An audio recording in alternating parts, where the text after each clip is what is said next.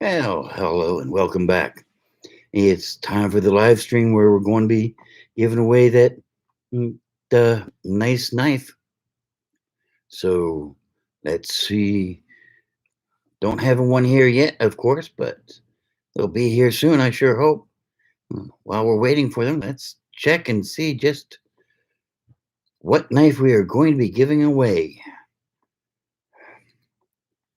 Go to YouTube channel content. Filter views 500. And let's see here.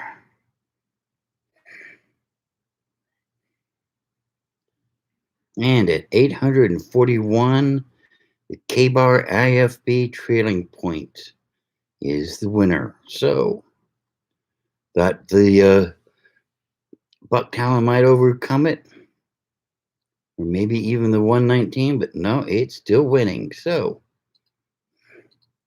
hope. I see we've got a couple people here. Great. We got C. Leminski and Gabriel 777. Welcome on to the live stream, folks. Glad you could make it. Hope we're going to see a few more people here. Looks like we've got 6 people watching right now. And 3 thumbs ups already. Fantastic. Let's see here. Yeah, I did kind of too. And it sure did. Of course, it's a sweet knife. So let's see here. We had. No, come on. Behave yourself. Looks like we had 13 comments on the one video where you were supposed to be signing up. So that's not a lot of people to draw from. Hopefully we'll get a few more people here and we'll have a few more people to draw from. But no matter which it is, we will draw someone. For right now, let's just talk about the future of the channel for just a minute.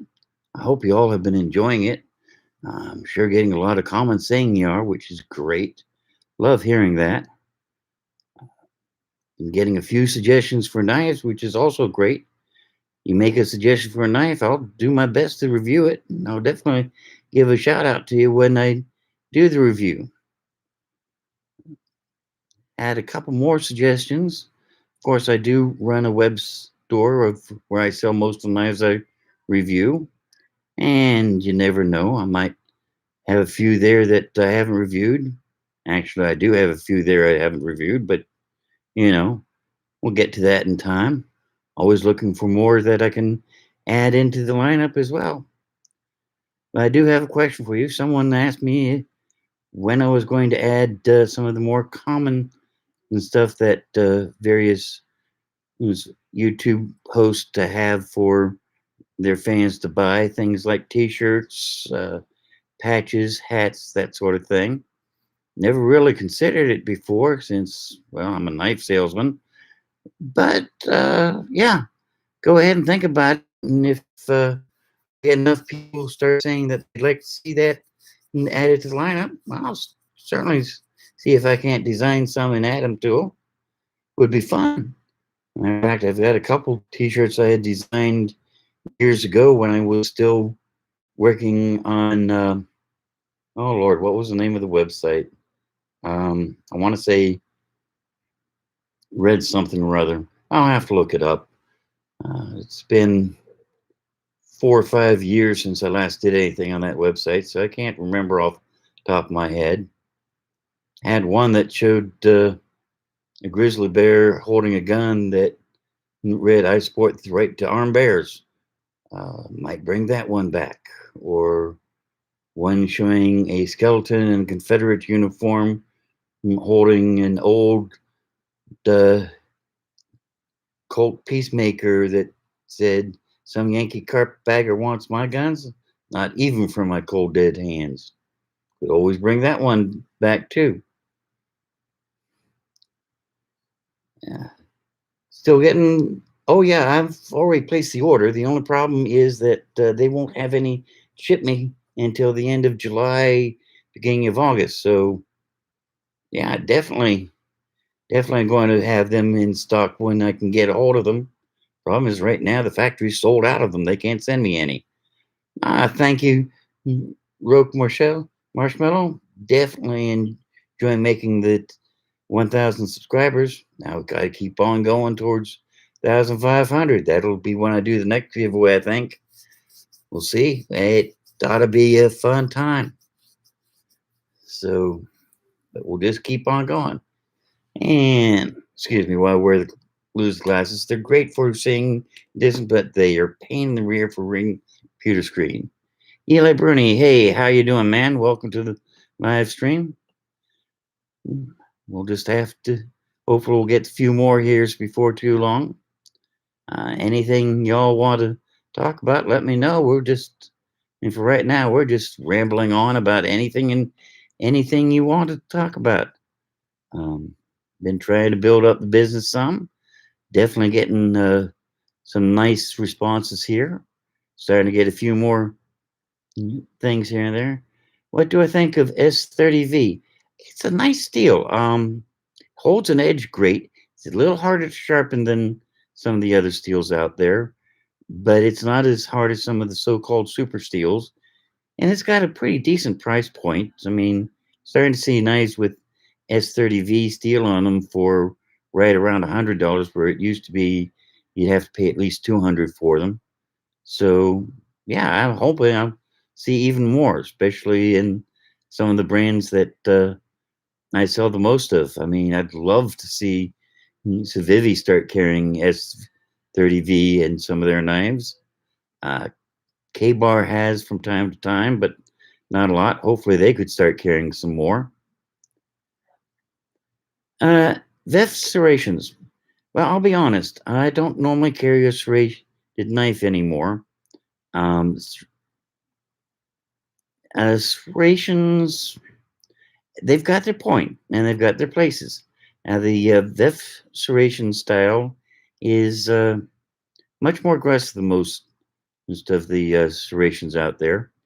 I think if I was going to buy a new knife with a serration, probably would be a VEF. It's just, I like the way it grabs the hold. I like the aggressiveness of it. And it's just a minute. Wills, try to be a little quieter, please, buddy, okay? I know. Yeah. Sissy will get you something if you need it here in just a minute, okay? Sorry. The M4 for I assume you're talking about with the serrations. No, I'm not as familiar with the M4 as I should. If you mean the M40, that is probably the best one out there, again, in my opinion. And CRKT was the ones that first came out with the VEF serrations. And the M40 has a nice. Oh, okay. So you never knew you used serrations? Well, okay. We'll finish what I was saying. But M40 has a nice size.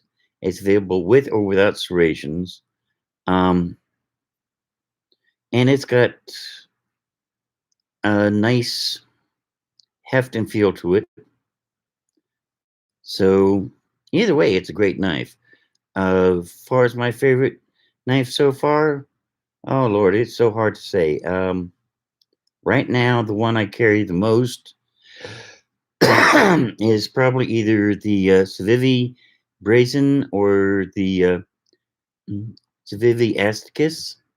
They're both thin knives. When I'm going to my day job, it's the higher ups really frown on us having anything that they consider a weapon on us. And fortunately, my boss does not consider a pocket knife be a weapon, but some of the district managers and like do. So with both the Civivis that I mentioned, they're thin enough and light enough that you can't really tell I'm wearing them in scrub pants. Um, some of my other favorite knives, like the Roy Hesser, I love the blade style, but it's a heavy knife. It's definitely going to drag on my scrub pants, and definitely going to let someone know that I've got something in that pocket beyond just a wallet. So much as I might like that one around the shop, it's just not one I can carry at work, which is kind of sad, but yeah. Yeah. The M21, that's not a bad knife either. I would go more towards the M40, obviously, if you're going for the CRKT, because as I mentioned, that's one of my favorites. Um, yeah, it's Roik has one that's got serrations that you might want to check out. Rogue Marshmallow. It's trying to think. Let me go check something here because I reviewed it not too long ago. Now let's see here. We'll go to playlists and um, oh, come on. My computer's trying to drag on me here, which is not good. But let's see here. Clip points, Bowies.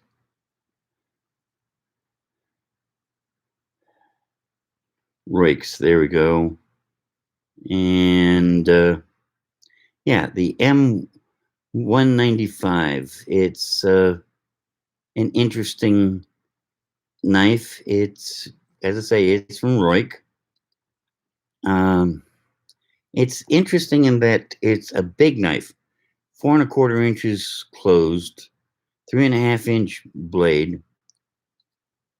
What's even more interesting is that it's got a glass breaker on the end, which most of the time on a knife doesn't really do much good, but Rake M195 has enough heft behind it that it actually would do some good. It's also got a seatbelt cutter that actually works. 90% of the seatbelt cutters I've seen out there on knives just window dressing. They don't do any good. This one does. And it's made with D2 tool steel. So, yeah, not bad at all. Let's see. Okay. Oh, you're talking about the steel. I'm sorry. Yeah, M4. I don't have a much experience with M4 yet. It's supposed to be a really good steel, but as I say, I don't know that much about it since I haven't really used it. Going to have to do something about that, I reckon. Spyderco, of course, they make great knives. It's one of those knives that sort of like cold steel. You either love them or you hate them. There's not many people who are in between on them. They always either, I don't know, it's just the way it is. No one is ever lukewarm about either Spyderco or cold steel. Same is true for Benchmade for some reason. So, but yeah. So, nah, definitely going to have to check out the Advocate and see just how M4 does perform in real life. So,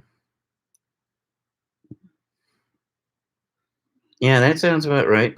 It's I've got plenty of Spydercos, and most of them are great. There are a couple that I don't understand the thinking behind them. They're just so small that they're not really useful for anything to me, but some people just love those small little knives. And for those people, those small Spydercos are fantastic. So, uh, any other brands y'all like? Huh? I mean,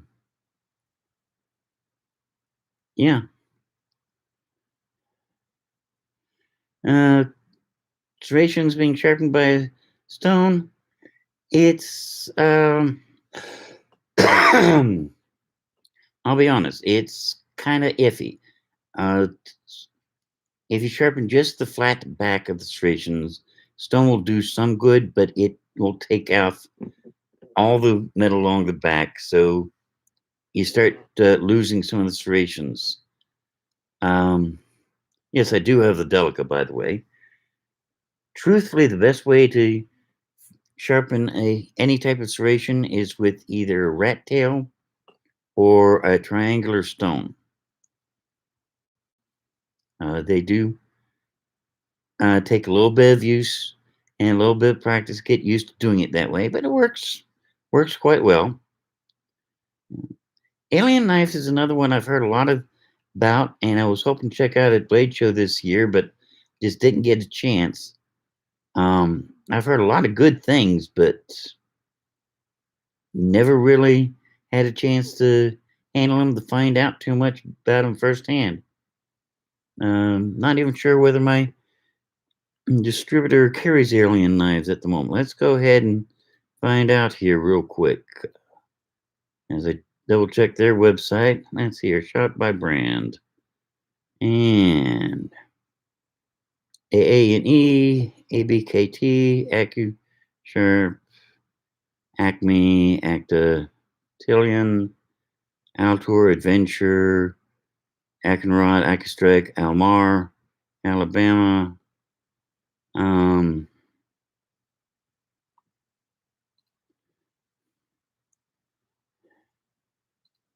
yeah, they don't.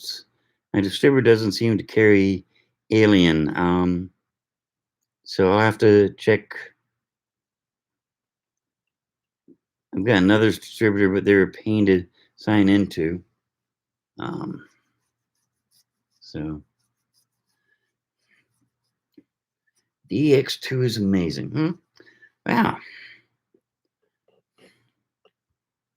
I'm definitely going to have to find out more about them. You've got me curious now. Always nice to find something I haven't had any experience with.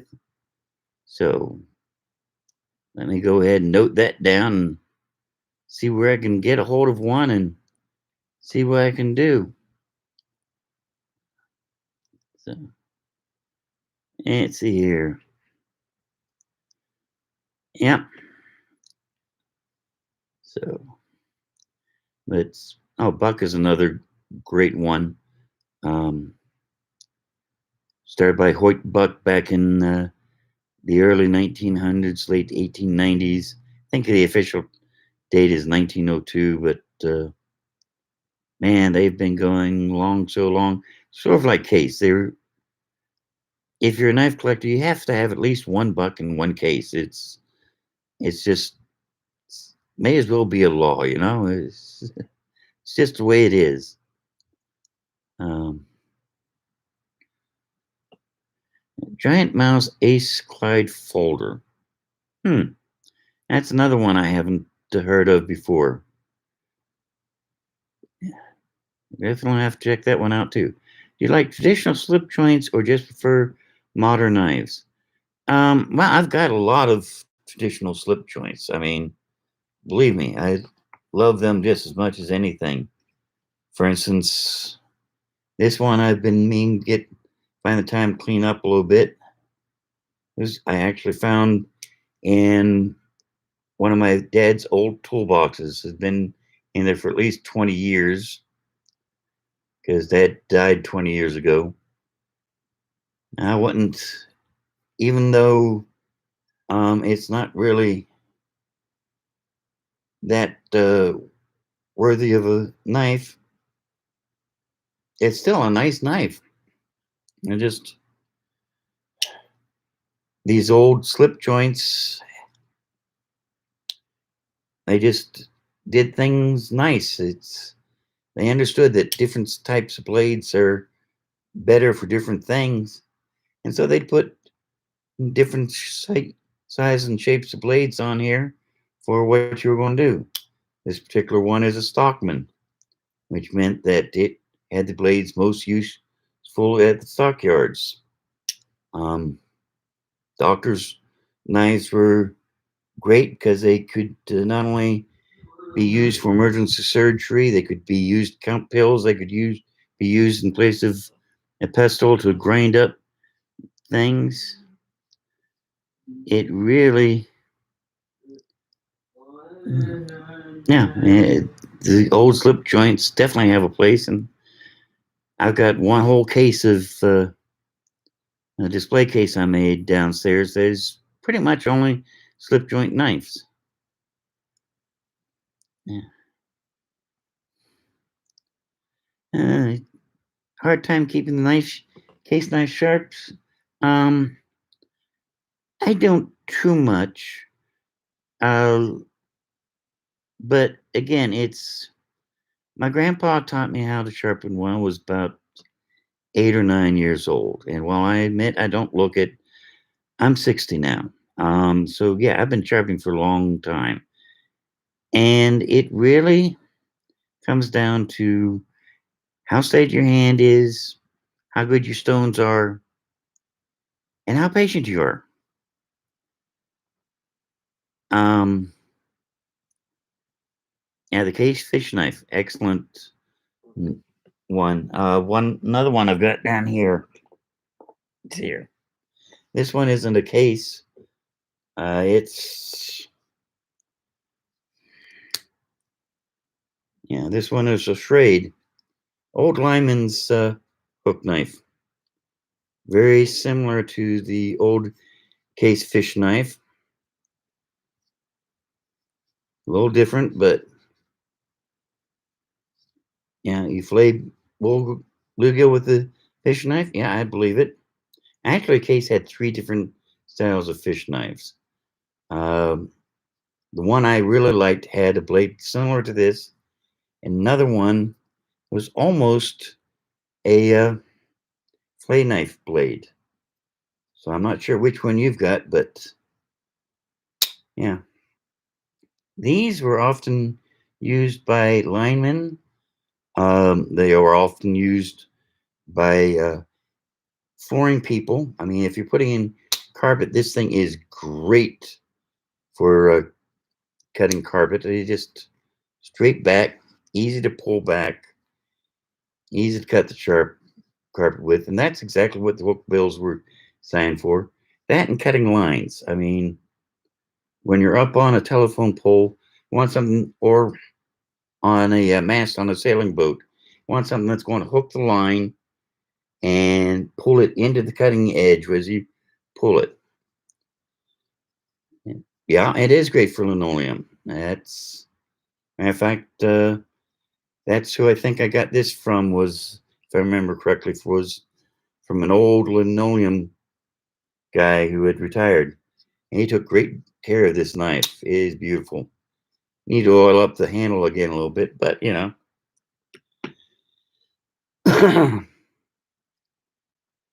And yeah, you're right. It is. Um, they're simple knives are just as satisfying as any of the newer ones. Buck Talon is a wild knife. It's. I'm glad to hear you've got it, Gabriel. That thing, it's got so many cutting edges on it. It's scary. I mean, if it's got serrations near the bottom that are great for anything you need a serration for, whether cutting rope or green branches or anything like that. It's the saw back on it actually will saw. I mean, I cut through a 2x4 with one. It's amazing.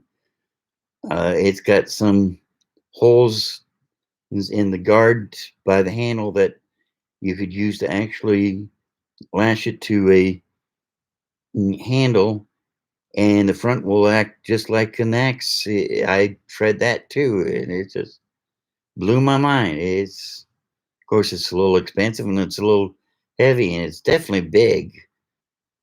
Wow, you just can't. It's a bushcrafter's dream knife, really. And that's one reason why think it had so many views and why it came in such a close second to the K-bar. So, yeah. And Dad had one that was sharpened so much it wound up being more of a sheep foot than a hawksbill. Yeah, I can believe that too. Um, that's one of the problems with older knives is that if they've been properly used, they get sharpened, and it ends up. I've seen some that the guys knew how to sharpen too. Weren't taking off ridiculous amounts of metal every time they sharpened them, but it's still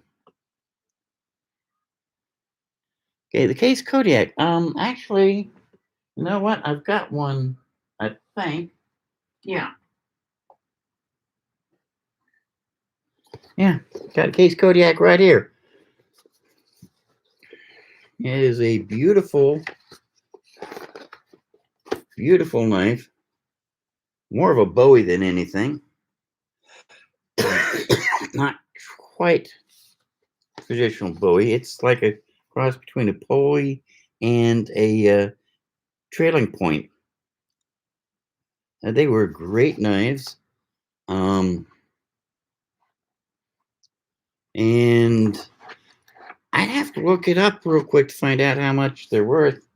But yeah, there's a website that I go to all the time to look up the value of knives.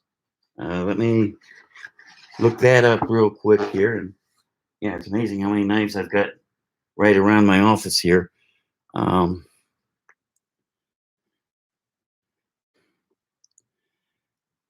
I have not owned any Japanese knives. Are not Japanese, are not any made by a Japanese company. I've had a few that were made in Japan, but that's not the same thing, I don't think, is what you're asking me. Let's see here. Yeah. This is all about pocket knives. Admittedly, this is more for your traditional case slip joint pocket knives type things. But you can probably look up the value of the Kodiak on it. Um, you're supposed to look it up by the pattern number, but no, that's got me curious now. I did know what the value of a Kodiak was, and I can't remember now.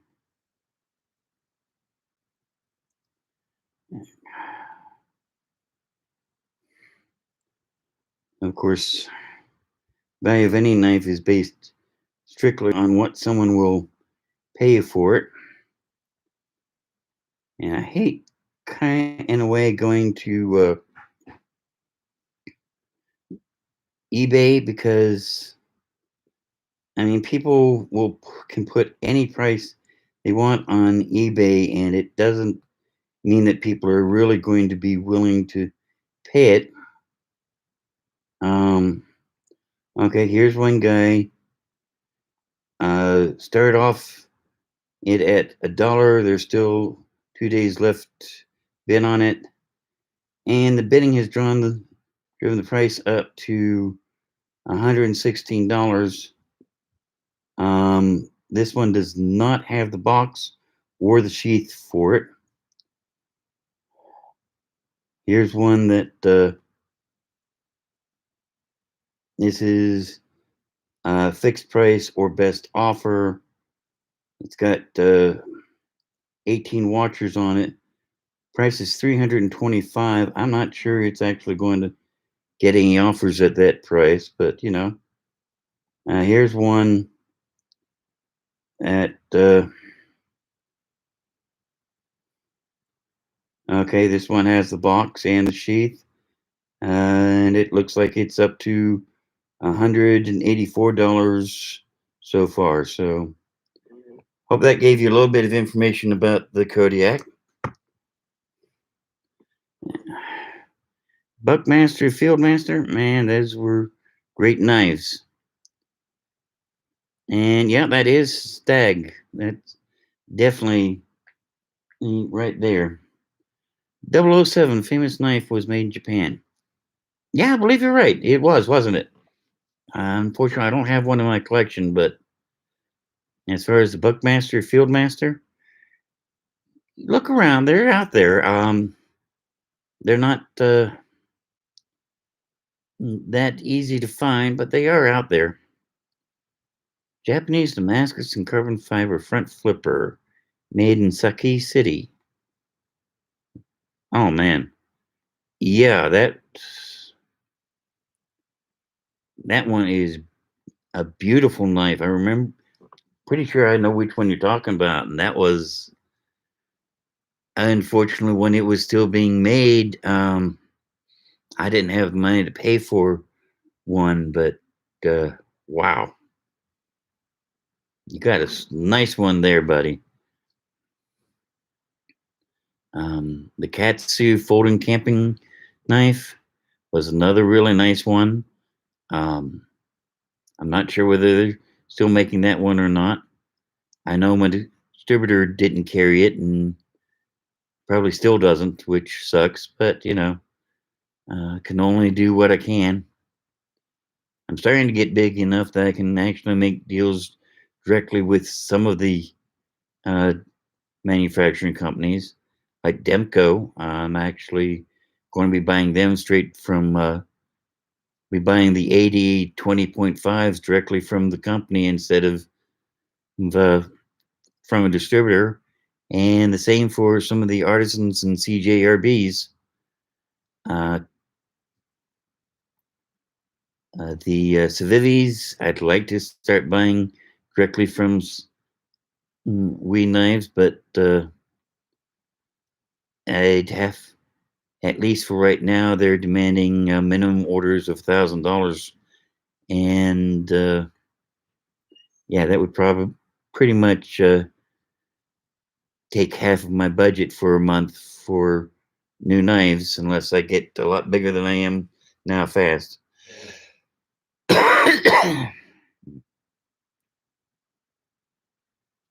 You're right. You're right, Curtis. They are great. I'm glad you have one. I'd love to start reviewing some Japanese knives. Let's see what I can put in on my next order. Should be putting in an order this week, and I'll see if I can get a few in there. Um, and Gabriel, right about Taiwan. Right now, Taiwan's still holding on, but China's been putting a lot of pressure on them, and they may not be able to hold out too much longer. We'll see what happens. Um, I know that some of the cold steel knives are still made in Taiwan. CRKT is starting to make some of their knives in Taiwan. So, uh, matter of fact, let me do a quick look here, and we'll just, let's see here. If I look for uh, country of origin, it looks like my distributor has Russia, Spain. Yeah, over 600 different knives made in Taiwan, including the CRKT Provoke. Some of the sniper blade work knives are made there. As I said, Cold Steel has some knives made there. Ontario actually has a few knives made there. Didn't know that. So, yeah, I'll have to see if I can't do something about that. As far as Japanese knives, let's see here. Um, excuse me. It is spring allergies are still kind of holding on to me. Let's see here. Japan. J. Adams. That's brand. I'm not looking for brand. I'm looking for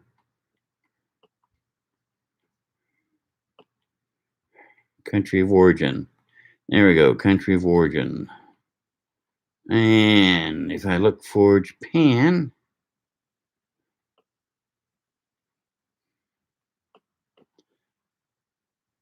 there we go. About 400 different knives from Japan, including some made by Spyderco, bunch made by Spyderco. I assume you're looking for Japanese knives, not like Moki. That's an interesting looking knife. Jisakai. Haven't heard of them before. Yoshihira. Let's see here. Yeah. Makusta. Yeah, those Makustas are really interesting looking knives. Ota. Jisakai again. Wow.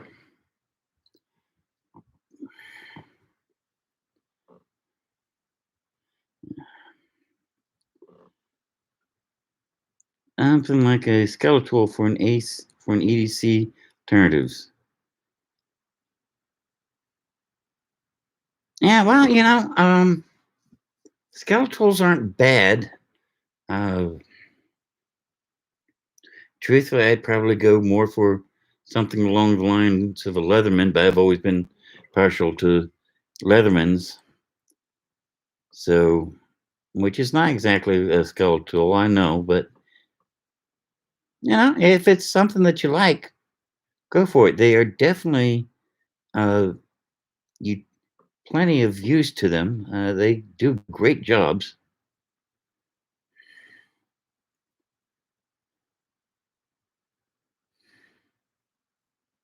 A titanium sack ranger?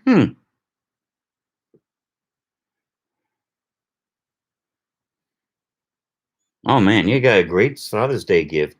Yeah, the San Mai from Cold Steel is a great knife. I know I haven't done a review of that, but I might have to correct that sometime. Who knows? Definitely, definitely some nice knives. Y'all are sending me all sorts of things I've gone to take a look at, and I love that. Thank you. Thank you a lot. Let's see here. It is about quarter till 9 here. So, guess we should probably go ahead and do the drawing here. It's here. I've got.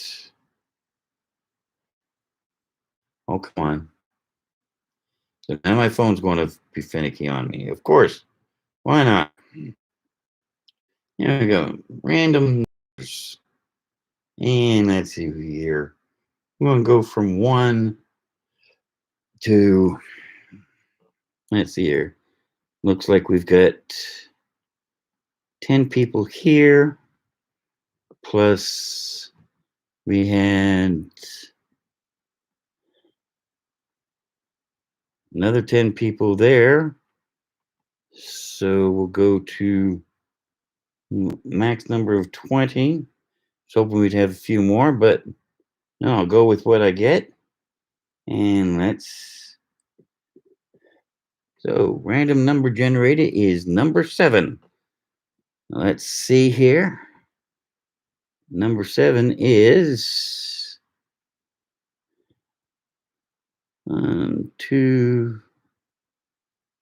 Here we go.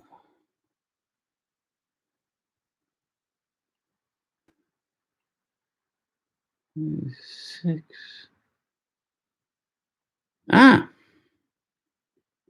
Wow. Looks like number 7 is actually Warren G, who I'll have to check him out. But yeah, it looks like Warren G is the winner of the K-Bar Trailing Point. Congratulations, man. Hey, Thunderbird Blades, welcome. So,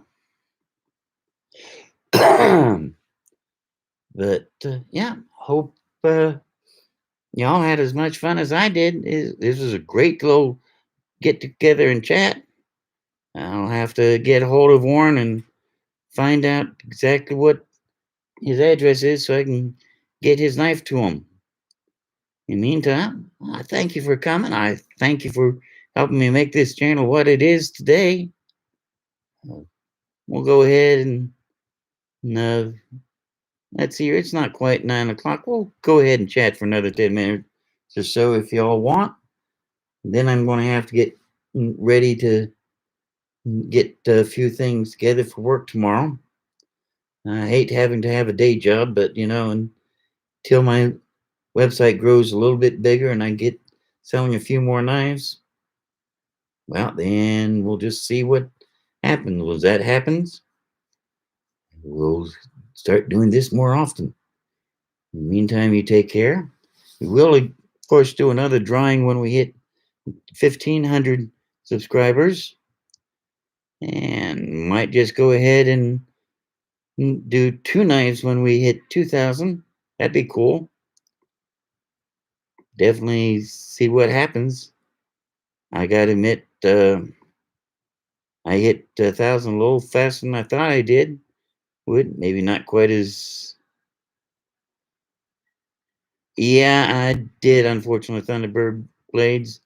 Um, Basically, it was my allergies. I don't know what it was about Atlanta, but my allergies just crashed me. Um, I end up being forced to.